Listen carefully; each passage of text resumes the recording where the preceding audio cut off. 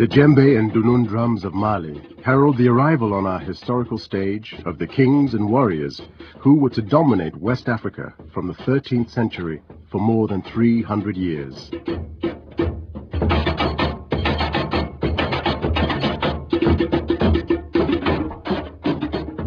A roll call of men, some military geniuses, some great innovators or patrons of scholarship in the famed city of Timbuktu. Enter the Mande kings Sundiata, Sani Alibert, Mansa Musa, Abubakari II, and Askia Mohammed, kings of the empires of Mali and Songhay. We had great kings who traveled a lot. We had a great civilization. We have one of the biggest universities in the world in Timbuktu at the time, and for Mali it's a very important period. These kings were to become the stuff of legend, and their empires admired across the world for their culture and riches.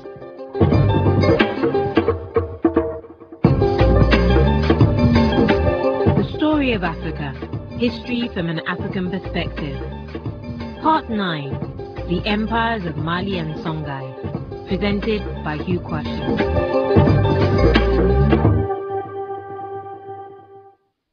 The great empires of Mali and Songhay rose phoenix-like from the ashes of the ruins of the old Ghana Empire, which had dominated the Mande area between the 4th and the 11th centuries. The Ghana Empire emerged from the Mande-speaking areas which today span Mali, Mauritania, Senegal, Guinea, Gambia, Ivory Coast, Burkina Faso, Sierra Leone, and Liberia. Its wealth was based mainly on gold, kola nuts, millet, sorghum, and slaves.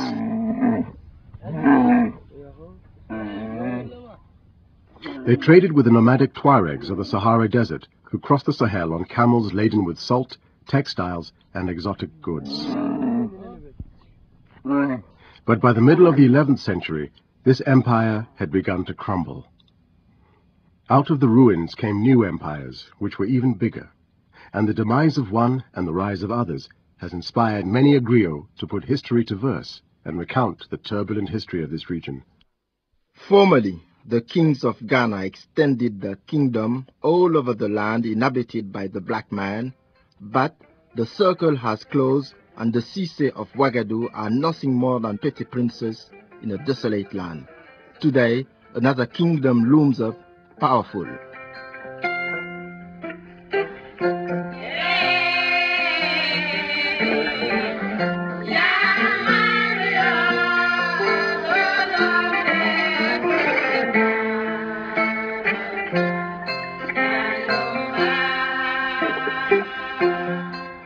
Janjo in Mandingo is a song dedicated to the bravery of warriors and has been sung to all those devoted to protecting the land and its people since the era of the Empire of Mali.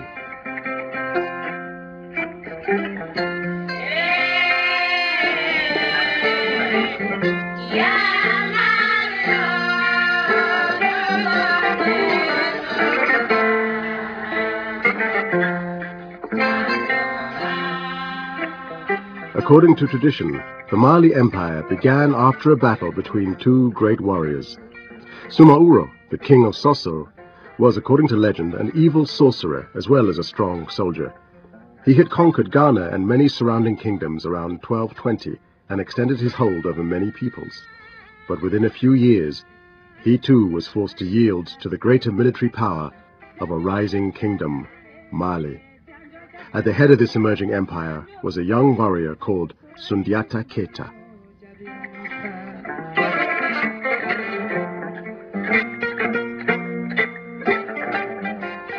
Sundiata Keita, the son of a hunchback woman, had been prevented from taking his rightful place on the throne of his father's land of Niani in present-day Guinea.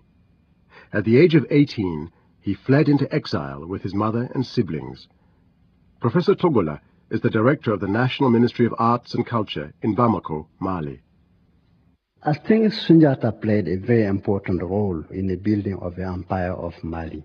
That information, we all from the griot. After a series of battles and strategic maneuvers, he managed to recover Mande territory from the old Ghana Empire and extend the boundaries of his empire even further. By 1240, he had not only returned to Niani to reclaim his heritage, he had also formed alliances to defeat the king of the Sosso. Before Sunyata, there were just little kingdom in the Mali.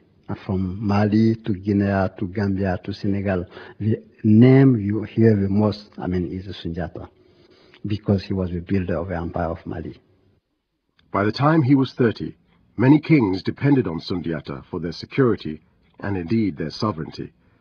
They paid him tribute, and in a great ceremony in Kangaba, a historic state for the Mandi, near the Futa Jalan Mountains in Guinea's highlands, 12 kings of the savannah proclaimed their allegiance to Sundiata, and he was hailed Mansa, or emperor.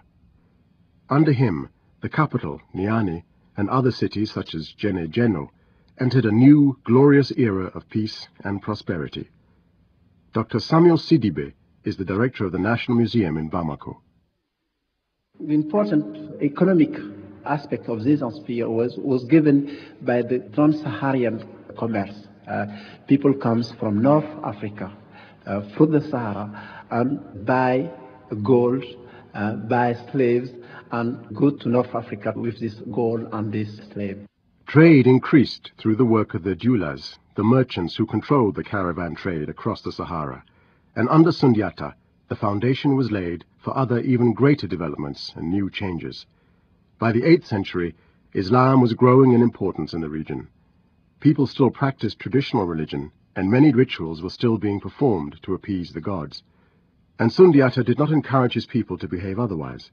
The National Museum in Bamako holds a number of terracotta statues which reflected this pre-Islamic culture. We have these nice statues coming from Jene, dating from the 13th century. It's a statue linked to animist tradition. And we know that at this period, Islam was becoming very important to Jene. This statue has been discovered. We've seen the original head disappear.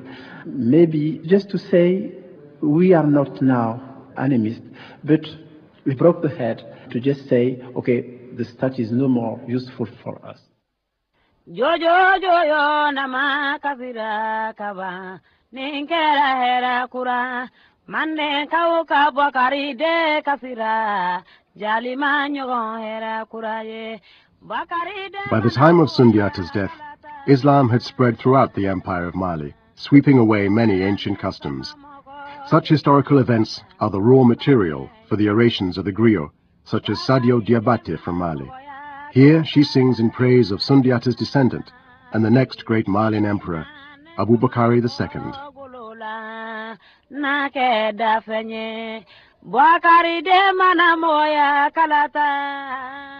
Abubakari II, often known as Mande Bure, was perhaps one of the shortest serving of the Malian rulers, who gave up his throne in pursuit of exploration and adventure by setting off across the Atlantic.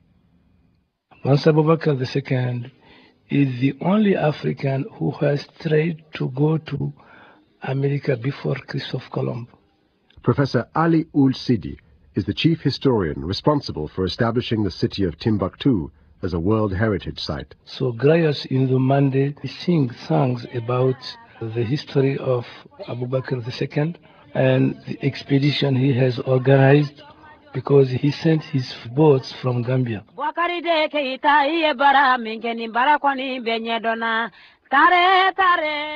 Temoko Konate is the project coordinator for an organization called the Quest for Abubakari II, set up to delve into this fascinating but controversial chapter in Malian history.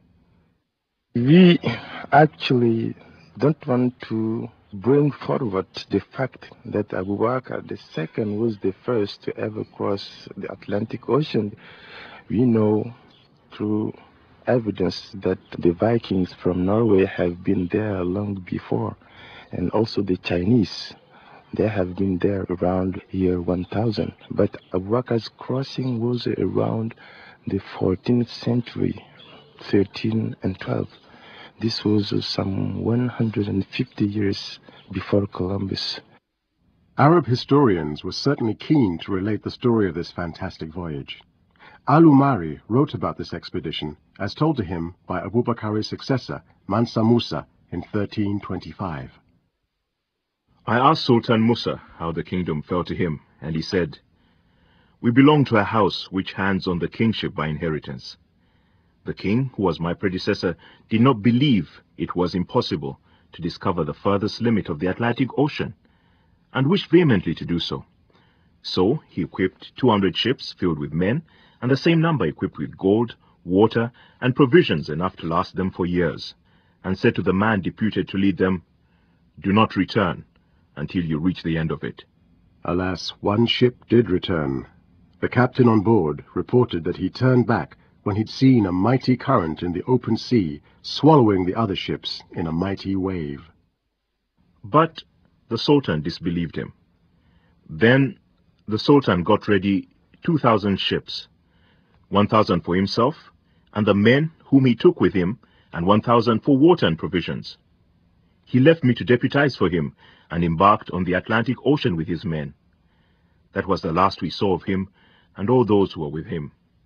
And so I became king in my own right. It has been said in some books that when Christopher Columbus went back to Spain, he went along with some spears, lances, on tip of whom there was some gold. They made a lab analysis of those gold, and it revealed that this gold have the same consistency as gold found in Mande area. And also Columbus confessed that he met there some black traders who were doing some commercial negotiations with Indians. These statements bring me to say that either black people have reached the American continent, or somehow the Indians came to Africa. If Abubakar II did succeed in reaching America, it raises the tantalizing prospect that Africans and Indians had developed trading links 600 years ago, more than a century before European explorers claimed to have discovered the Americas. Yet, as exciting as this story is, the custodians of oral history in Mali have been silent about an African landing in America before Columbus. The griots didn't see what Abubakar II did as a deserving act. For most of them, they just feel as if Abubakar II was just a traitor because he left his kingdom and he trusted someone with the ruling and went across the sea. What for? They said it's an act of betrayal.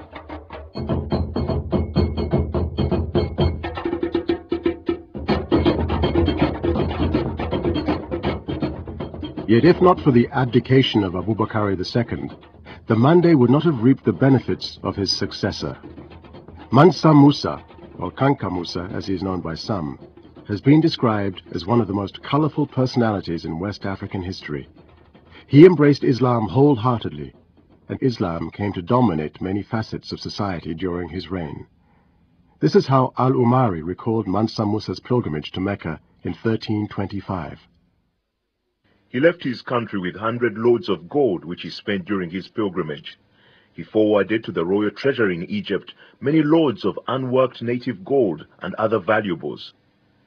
This man flooded Cairo with his benefactions.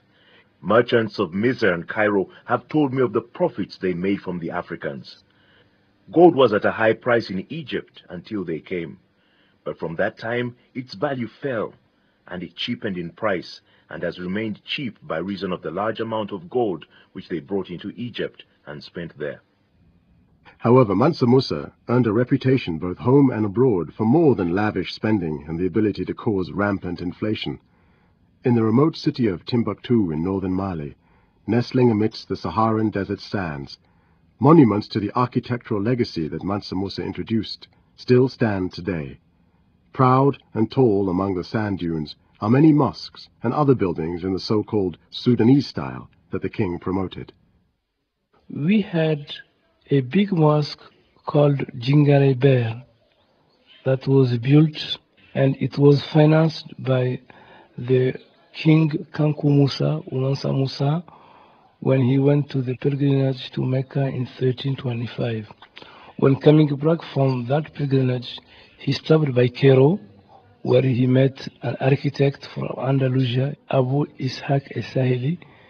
He gave him 40,000 mithqal of gold to build this mosque. So he brought a new style from Saudi Arabia and from Egypt. Building in the Mali Empire was never the same again. Now, structures in Niani, Timbuktu, and Gao were to be raised, built out of mud and a stone called jennifery. Such architecture drew the praises of many travelers from near and far. But this was not the only legacy he left behind. Because of Mansa Musa, the Empire of Mali was known overseas. And the Empire of Mali had a diplomatic relation with some European countries, like Spain and, even probably France. So this is another big legacy that people don't see. In 1375, Charles V, on one of his maps, Timbuktu was located, and there was on the same map a picture of Kankou Musa holding a piece of gold on that map. This ancient map, commissioned by the King of Spain, can still be seen today in the National Library in Paris, where it is housed. And certainly, though he reigned for just over 25 years, within this time, Mansa Musa managed to transform Mali from a prosperous kingdom reliant on strong trading links with the Berbers and other merchants to a spectacular empire, which was the rival of others in the world in the 14th century.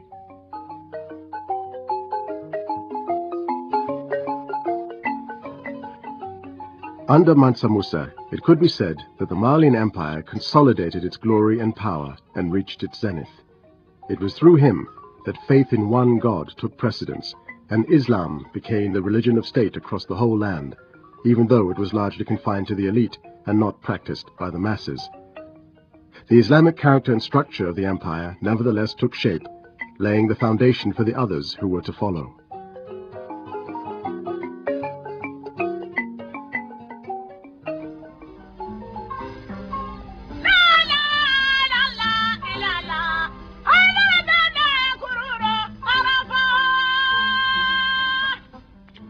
Under Mansa Musa, Timbuktu became one of the major centers of Islamic scholarship under a group of people who for centuries had been persecuted for their pursuit of knowledge.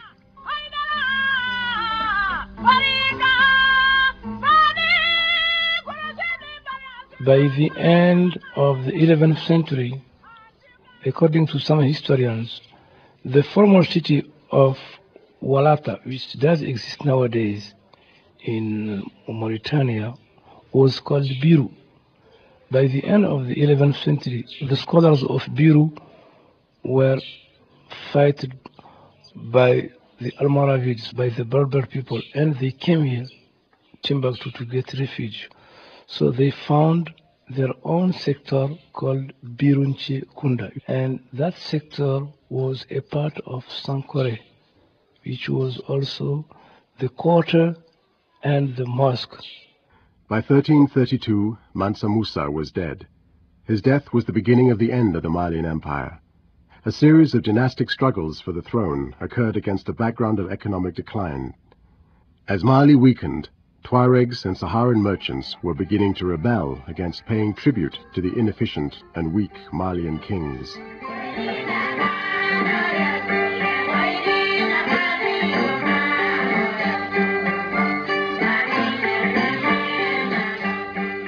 This is Juju, singing praises to the king and brave fighters of Songhay, the empire which by the middle of the 15th century eclipsed Mali.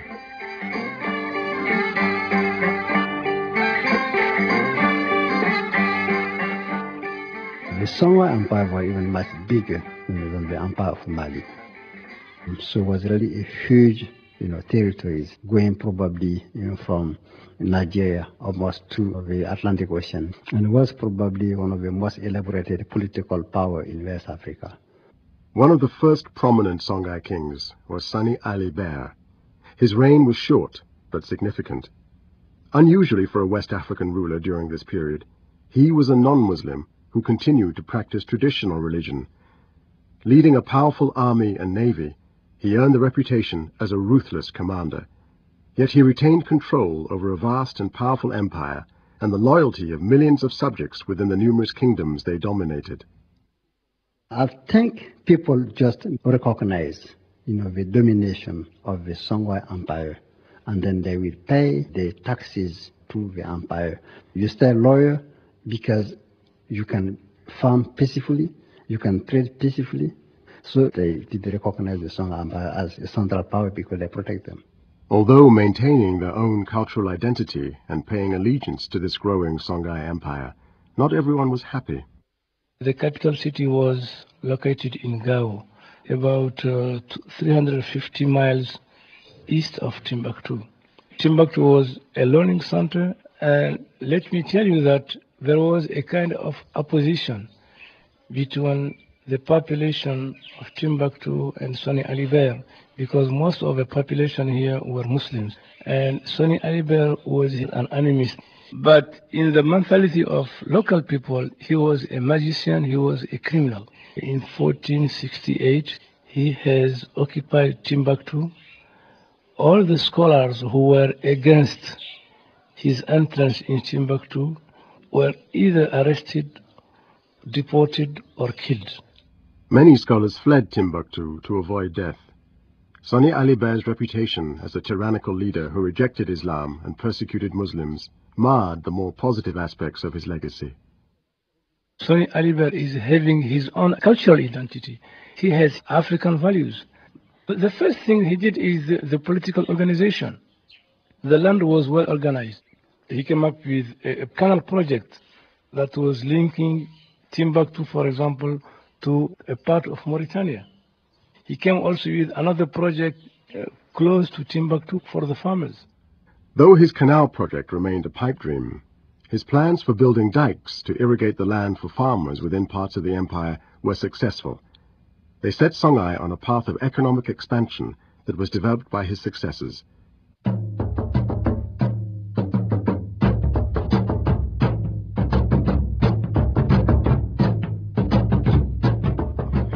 It's not clear who directly succeeded Songhay Aliber, but by the late 15th century, the empire was being led by Askia Muhammad, a man who wrought changes, most notably in the development of universities and centers of learning, and establishing Islam as the religion of state to be practiced not just by the elite, but by the masses. He developed scholarship because Askia get along very well, with this intellectual center which was Timbuktu. But you cannot think about all of this university has a single campus, like we see today. We have several learning centers in a town, and each ulema, each scholar has a lot of kids coming to him and learning from him. Songhay Mosque in Timbuktu also served as a university. The students were grouped in 4 different sets at different levels, and each set would study for an hour at a time, while the other students took classes in the Quranic schools. We had 180 Quranic schools in Timbuktu by that time, and each Quranic school is counting an average of 75 or 80 students. Students came from everywhere. The University of Timbuktu was having relationship with Toledo in Granada, in Andalusia, Spain, with Kairouan in Tunisia, the University of Al-Azhar in Egypt, and other universities in Saudi Arabia, Zaria in Nigeria, and Kano. Book writing and book binding were lucrative businesses, and Askia Muhammad encouraged the production of printed material. The Songhay Mosque, where such books were read, still stands, and though it no longer houses books, it's still a center for worship. I'm going to give you a small idea about the Songhay Mosque. The architectural style is a Sudanese one. They use mud, okay? This is where we had 25,000 students. In the past, the egg of the Atrish was illuminated the mosque, and it's guiding people from the desert, far from the city. They have a special lamp. They put it inside, okay, to show to people the city itself. This is Timbuktu, and this is particularly the Songhay Mosque. The megaphone is dating from 1998, this one.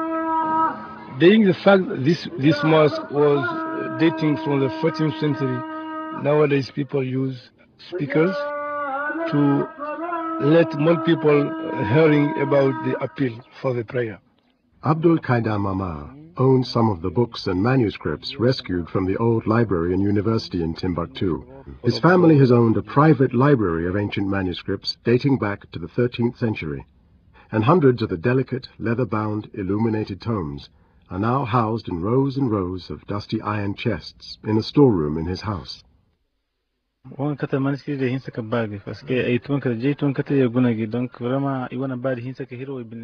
a young age, I've been really interested in the old manuscripts. I am very proud that I am protecting them and looking for a way to save all these manuscripts. Sometimes people look at me like I'm a foolish guy because I'm interested in these old manuscripts. They'd say to me, "Don't you have anything to do but this?" But probably they don't know the importance of heritage.